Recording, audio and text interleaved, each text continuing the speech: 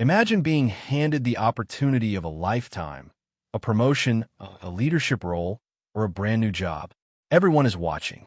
Expectations are sky high.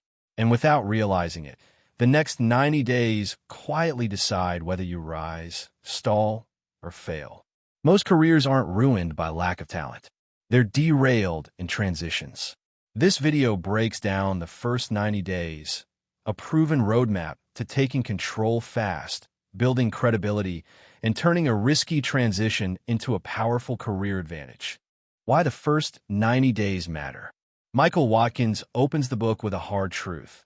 The early months in a new role are when leaders are most vulnerable. You're under intense scrutiny, relationships are unformed, and every decision sends a signal. Early mistakes create vicious cycles, loss of credibility, resistance, poor decisions that are difficult to reverse. Early wins, on the other hand, generate momentum that compounds over time. The goal of every transition is to reach the break-even point, the moment when the value you create exceeds the value you consume. This book provides a structured framework to shorten that time dramatically by avoiding predictable traps and focusing on the right priorities. Chapter 1. Prepare yourself. Many leaders fail in new roles not because they lack intelligence, effort, or experience, but because they fail to make a clean psychological break from their previous jobs. Michael Watkins begins by stressing that every transition demands a shift in mindset. What made you successful before may not only be insufficient in your new role, it may actively sabotage you. When leaders step into a new position, especially after a promotion or a job change, they often carry old habits with them. They continue to solve the same kinds of problems, rely on the same strengths, and interact with others in familiar ways. This creates a dangerous illusion of competence. You feel productive, but you are no longer effective. Watkins illustrates this with examples of high performers who were promoted into broader leadership roles. Their technical excellence, attention to detail, or need for control, once assets, become liabilities. The central lesson is clear. Transitions require you to let go before you can move forward. The chapter explains two of the most common transition types: promotions and onboarding into new organizations. Promotions require leaders to broaden their perspective, delegate differently, influence rather than command, communicate more formally, and consciously shape their leadership presence. Onboarding into a new company brings a different set of challenges: unfamiliar culture, unclear and formal networks, credibility gaps, and unspoken expectations. A major emphasis of this chapter is understanding personal vulnerabilities. Leaders naturally gravitate toward problems they enjoy solving and avoid those they find uncomfortable. Over time, this creates blind spots, especially in political and cultural domains. Watkins provides tools to identify these preferences and warns that overusing strengths can be just as dangerous as ignoring weaknesses. Preparation also involves relearning how to learn. New leaders often experience anxiety, defensiveness, or denial when confronted with steep learning curves. The temptation is to retreat to areas of comfort. Successful transitions require the opposite: curiosity, humility, and deliberate effort to learn fast. Finally, the chapter stresses the importance of restructuring advice and counsel networks. As leaders rise, they need less technical advice and more political and personal guidance. Preparing yourself means establishing a clear mental breakpoint, managing relationships that may hold you back, and actively seeking support that helps you adapt rather than cling to the past. Chapter 2. Accelerate your learning. Once you have prepared yourself mentally, the next priority is learning: fast, focused, and purposeful learning. Watkins reframes learning as an investment process. Time and attention are limited resources, so leaders must spend them wisely. Many new leaders make the mistake of learning reactively. They attend meetings, read reports, and absorb information randomly, hoping understanding will emerge. Instead, Watkins argues that learning must be structured. You must decide what you need to learn, who can teach you, and how quickly you need that knowledge. Accelerated learning begins with identifying key questions about the business, the organization, and the culture. What drives performance? Where are the biggest risks? Who holds real influence? What problems matter most right now? Watkins emphasizes multiple learning methods. Structured interviews with stakeholders allow leaders to gather insight while building relationships. Observing processes reveals how work actually gets done, not how it is supposed to work. Piloting small initiatives helps leaders learn by doing while minimizing risk. A critical tension exists between learning and acting. Acting too early can lead to poor decisions and resistance. Waiting too long creates perceptions of indecision. The solution is to pursue learning and action in parallel, making small, informed moves that generate feedback and credibility. By approaching learning systematically, leaders climb the learning curve faster, avoid major missteps, and signal seriousness and competence to the organization. Chapter 3. Match strategy to situation. One of the most damaging leadership mistakes is applying a single preferred approach to every situation. Watkins argues that effective leaders diagnose before they act. Strategy must be matched to the situation. To support this diagnosis, Watkins introduces the STARS framework, which categorizes business situations into 5 types: startup, turnaround, accelerated growth, realignment, and sustaining success. Each situation demands a fundamentally different leadership approach. Startups require experimentation, vision, and energy. Turnarounds demand urgency, tough decisions, and clear priorities. Accelerated growth situations require structure and systems to prevent chaos. Realignments focus on correcting drift and restoring discipline. Sustaining success requires preserving what works while making selective improvements. Leaders who misdiagnose their situation often fail despite good intentions. Acting too aggressively in a stable organization can create unnecessary disruption. Acting too cautiously in a crisis erodes credibility. Watkins stresses that diagnosis is not a one-time activity. Situations evolve, and leaders must continually reassess. Matching strategy to situation allows leaders to focus energy where it matters most and avoid predictable traps. Chapter 4. Negotiate success. No relationship has more influence on your success in a new role than the one you have with your boss. Yet many leaders avoid explicit conversations about expectations, assuming alignment exists. Watkins calls this a costly mistake. Negotiating success means proactively shaping this relationship through 5 critical conversations. The first is about expectations, what success looks like, what priorities matter most, and how performance will be measured. The second conversation focuses on diagnosing the situation.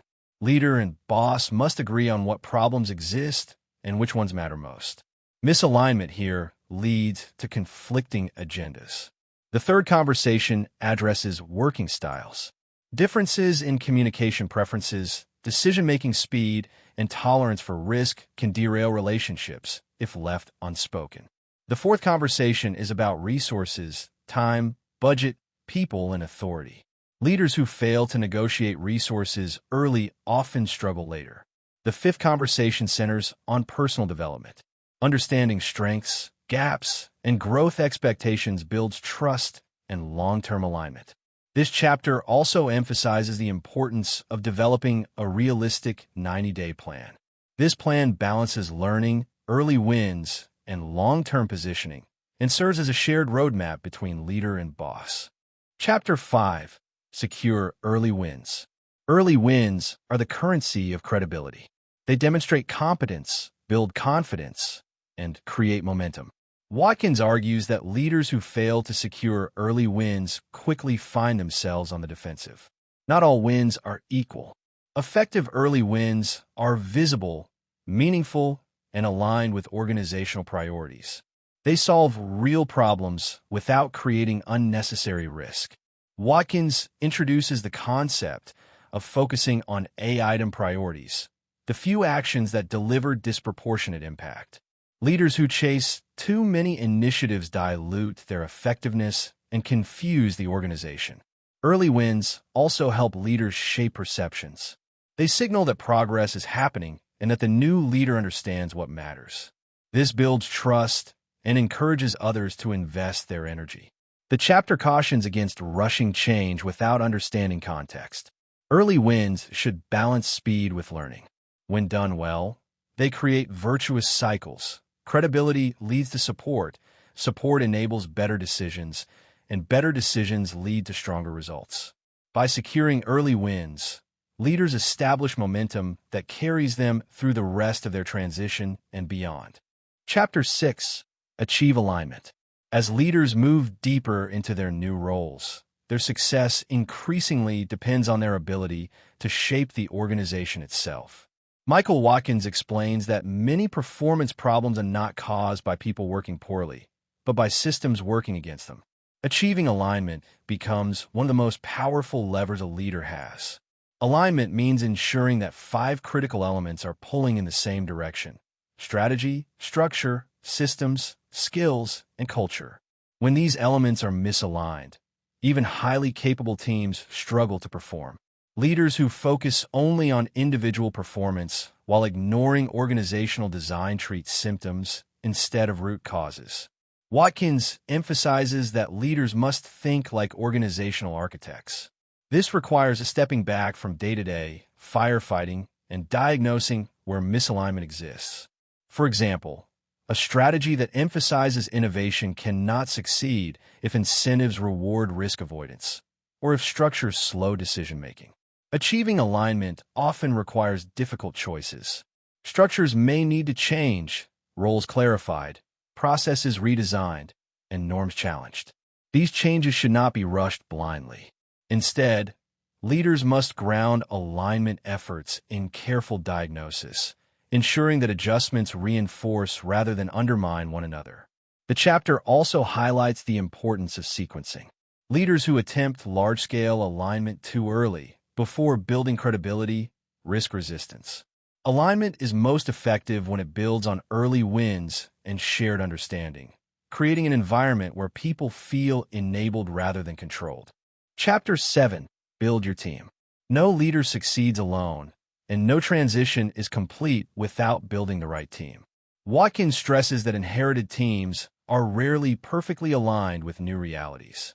Leaders must evaluate, adjust, and sometimes restructure their teams to meet the demands of the situation. One of the hardest challenges is balancing short-term performance with long-term capability. New leaders often hesitate to make personnel changes early, hoping issues will resolve themselves. Watkins warns that delaying tough calls usually prolongs underperformance and erodes credibility. Effective team building begins with clear evaluation. Leaders must assess each team member's competence, motivation, and alignment with the organization's direction. This process should be systematic and evidence-based, not driven by first impressions or politics. When changes are necessary, leaders must act with fairness and transparency. The goal is not disruption for its own sake, but creating a team capable of executing strategy. Watkins emphasizes that the right people in the wrong roles can be just as damaging as the wrong people altogether. Beyond individual roles, this chapter highlights the importance of team processes. Clear decision rights, effective communication norms, and accountability mechanisms allow teams to perform consistently under pressure. Strong teams are built through clarity, trust, and shared purpose. Chapter 8. Create alliances. Formal authority alone is never enough to lead effectively. Watkins explains that success depends on influence, especially over people you do not control directly. Leaders who ignore this reality often find themselves isolated and frustrated. Creating alliances begins with identifying whose support is essential. These stakeholders may include peers, senior leaders, cross-functional partners, or external actors. Watkins introduces the idea of mapping influence networks to understand who really shapes decisions. Once key players are identified, leaders must understand their interests, priorities, and concerns. Alliances are not built through persuasion alone, but through mutual benefit. Effective leaders frame initiatives in ways that align others' interests with shared goals. The chapter also addresses perceptions of power and alternatives. Leaders who appear to have no alternatives are weak, Those who cultivate options strengthen their position. By building multiple alliances, leaders reduce dependence on any single relationship. Creating alliances is an ongoing process. Trust is built through consistency, reliability, and credibility. Leaders who invest early in alliances gain resilience when challenges arise. Chapter 9. Manage yourself. Transitions are demanding not only organizationally, but personally. Watkins emphasizes that leaders under pressure are vulnerable to poor judgment, isolation, and burnout. Managing yourself is therefore not optional. It is foundational to sustained effectiveness. The chapter introduces the concept of self-efficacy, built on 3 pillars: confidence in your ability to succeed, a sense of personal control, and optimism about outcomes. When these pillars weaken, leaders become reactive and defensive. Watkins encourages leaders to establish personal disciplines that protect time, energy, and focus. Without boundaries, transitions consume every waking hour and degrade decision quality. Equally important is building a strong advice and counsel network. Leaders need trusted individuals who provide perspective, challenge assumptions, and offer emotional support.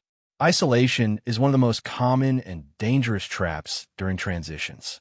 By managing stress proactively and maintaining balance, leaders preserve their capacity to think clearly, adapt, and lead with intention rather than impulse.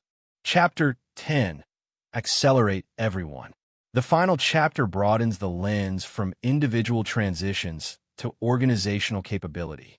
Watkins argues that while individuals may master transitions, organizations often fail to support them systematically.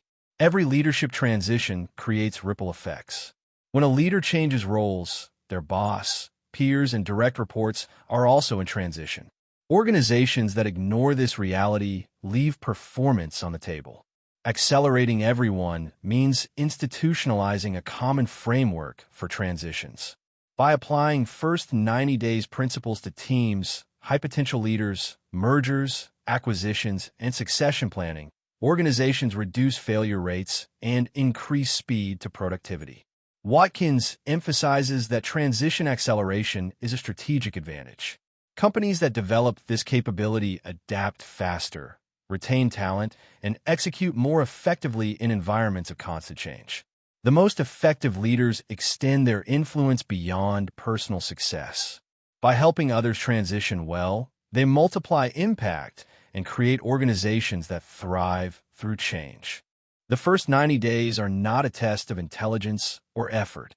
They're a test of focus, discipline, and strategic thinking. Leaders who prepare, learn fast, diagnose accurately, and build momentum don't just survive transitions. They use them as launch pads. Master these principles, and every new role becomes an opportunity, not a risk.